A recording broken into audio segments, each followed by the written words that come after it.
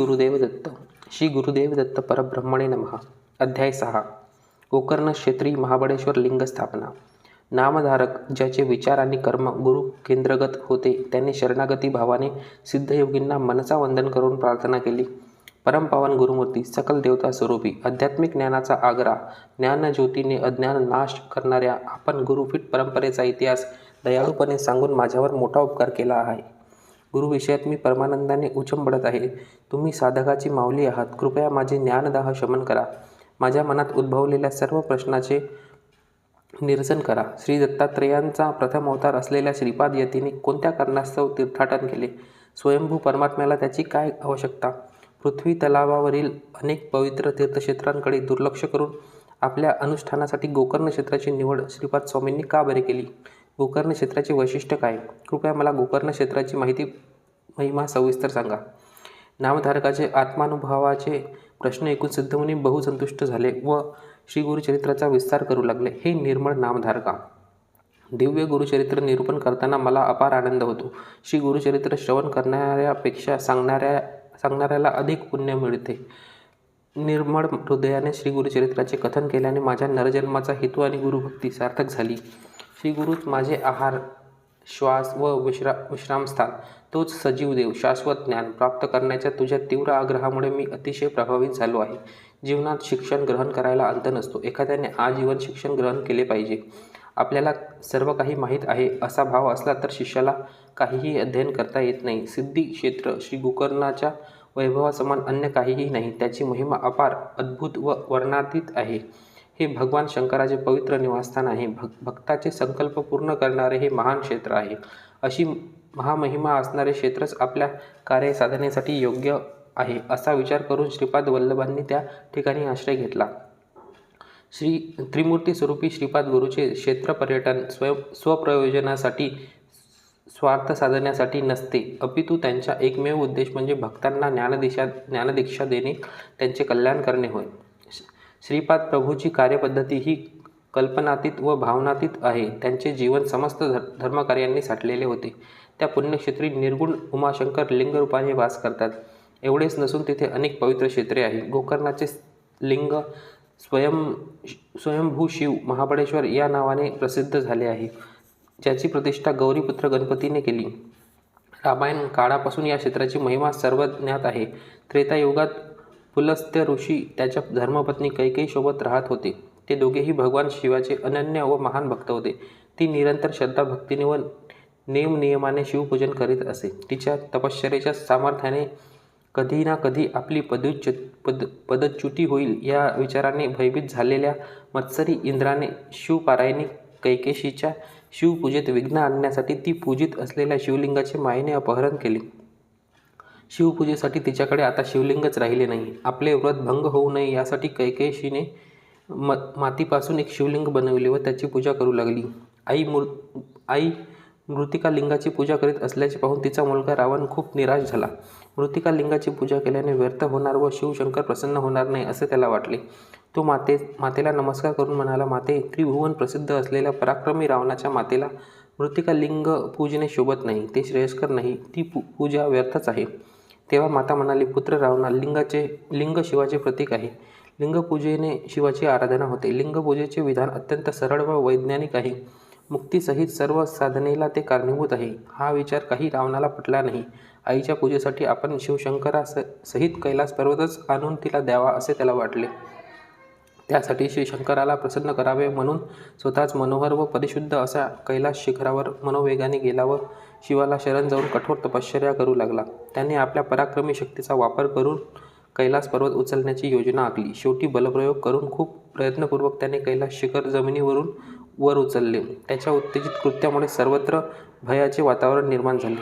आपल्या भक्ताचे भय निवारण करण्यासाठी व त्यांना समाधान करण्यासाठी करुणामयी महादेवाने कैलास पर्वत सावकाश खाली दाबले.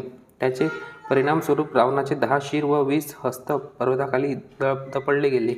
या संकटापासून आपली सुटका व्हावी म्हणून रावणाला शंकराला शरण जाण्यापासून गत्यंतर उरले नाही. तो शंकराला शरण गेला व कडकडीने त्याची प्रार्थना केली. शंकराला त्याची दया आली व त्याच्या प्रार्थनेचा स्वीकार करून त्याने दाबलेले कैलास शिखर वर घेतले व त्याची सुटका केली. जीवनदान मिळालेल्या रावणाने अत्यांतिक समर्पित भावनेने आपले मस्तक छेदले. आपल्याला आतड्याची दोरी वळली आणि ती त्या मस्तकाला जोडून एक तंतुवाद्य बनवले. अशा प्रकारे रावणाने स्वतःचे देह तंतुवाद्य करून अनेकविध शंकराचे स्तवन भक्तिपूर्वक केले. त्याने कालानुसार अष्टगण, नवविध रस, सप्तस्वर, समन्वित 36 रागरागिणीद्वारे त्रिकाळ शंकराचे सुस्वर गायन केले. रावणाच्या भक्तिप्रेमाला प्रसन्न होऊन शंकराने आपले निजरूप धारण केले व रावणासमोर प्रकटले. शंकराने त्याला प्रेमपूर्वक इच्छित वरदान मागायला सांगितले. पूर्णतः समाधानी व सम्राट असलेल्या रावणाला शंकराकडे मागण्यासारखे काहीच नव्हते. तेव्हा रावणाने शंकराला विनंती केली, हे नीलकंठ, त्रिलोकाधिपती, तुझ्या अनुग्रहाने मला सर्व काही लाभले आहे. सुस्थितीत व उत्कर्षमय जीवन जगणाऱ्या मला तुझ्याकडून अजून काय बरे मागायचे. इंद्रादी समस्त देवता माझ्या अधीन होऊन कार्यनिर्वहन करीत आहेत. माझ्या अनुज्ञेविना कुणीही काही करू शकत नाही. माझ्या राज्यात कुणीही स्वतंत्र नाही. लोकाधिपती असलेल्या माझ्या सेवेत ते सतत निरत झाले आहे. तुझ्या सौजन्याने भाग्यवंत मला ज्येष्ठ पुत्र इंद्रजित मिळाला आहे, जो देवांवर तथा पराक्रमी बंधू कुंभकर्णावर देखील विजय मिळवू शकतो. सकल मनोरथ पूर्ण करणारी कामधेनू स्वरूपी लंकारूपी माझ्या ताब्यात आहे. माझ्यात सर्व ऐश्वर एकवटल्यामुळे माझी कोणतीही मागणी नाही. त्याशिवाय मला कोटी वर्ष आयुष्य लाभले आहे. असे असताना मला मागण्यासारखे काहीही नाही.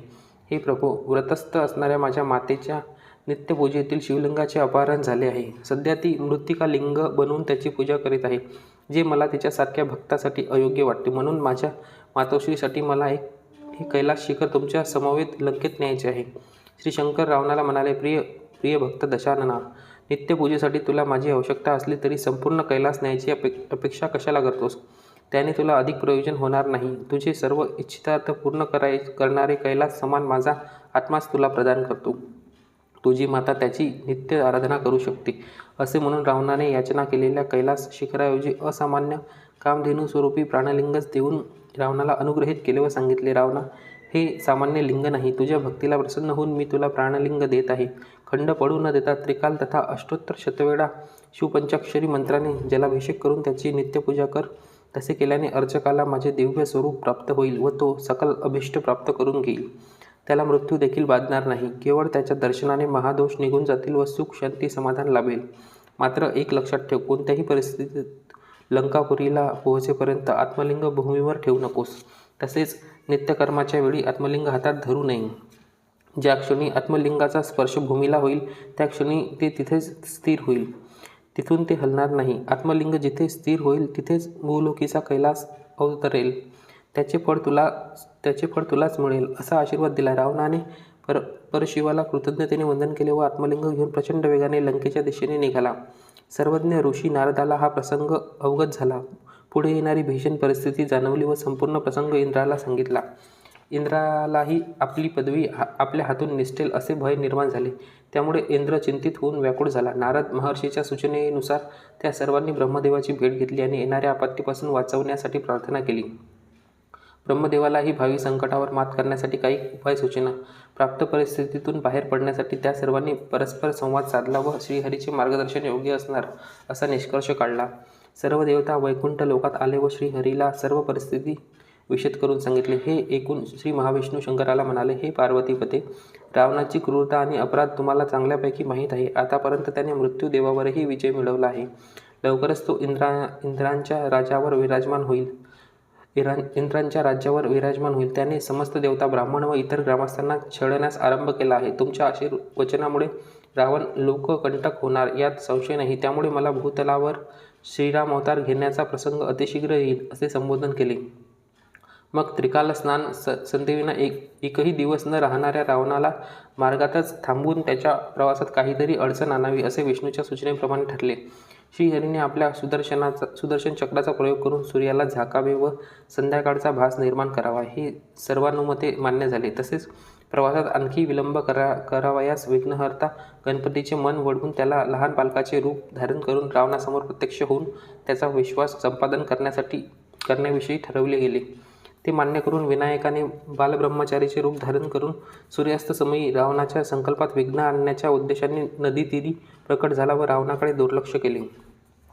दरम्यान नारद मुनीने महाविष्णूच्या सल्ल्याप्रमाणे मनोवेगाने जाऊन रावणाला मध्यंतरी भेट दिली. त्याच्या कार्यात विलंब आणावयास नारद मुनीने त्याची स्तुती करीत प्राप्त झालेल्या प्राणलिंगाविषयी वैशिष्ट्य व अपार महिमा सांगत लिंगाची स्तुती करून त्याचे अभिनंदन केले. प्राणलिंग मिळाल्यामुळे तू भाग्यवंत झालास असेही वर्तविले. चाणाक्ष रावणाला नारदाच्या हेतूवर संशय आला व त्याने विनंती केली, हे मुनी, आधीच उशीर झाल्यामुळे मला माझा प्रवास चालू ठेवू द्या. मला अतिशीघ्र लंकेला पोहोचायचे आहे. नारद मुनी विद्वज्ञ रावणाला म्हणाले, हे रावणा, आता सूर्यास्त समय सन्निहित झाला आहे. त्यापूर्वीच करावयाची सायं संध्यावंदन विधीची आठवण विद्वान असलेल्या तुला करायची आवश्यकता नाही. सूर्यास्ता अगोदर सूर्याला अर्घ्य प्रदान व कर व संध्यावंदन संपन्न करून त्याचा लोप होणार याची काळजी घे. लोप झाला तर तू नित्य ब्रह्मकर्मापासून भ्रष्ट होणार. रावणाचा निरोप घेऊन नारद मुनी संध्येसाठी निघून गेले. नारदाचे म्हणणे रावणाला पटले.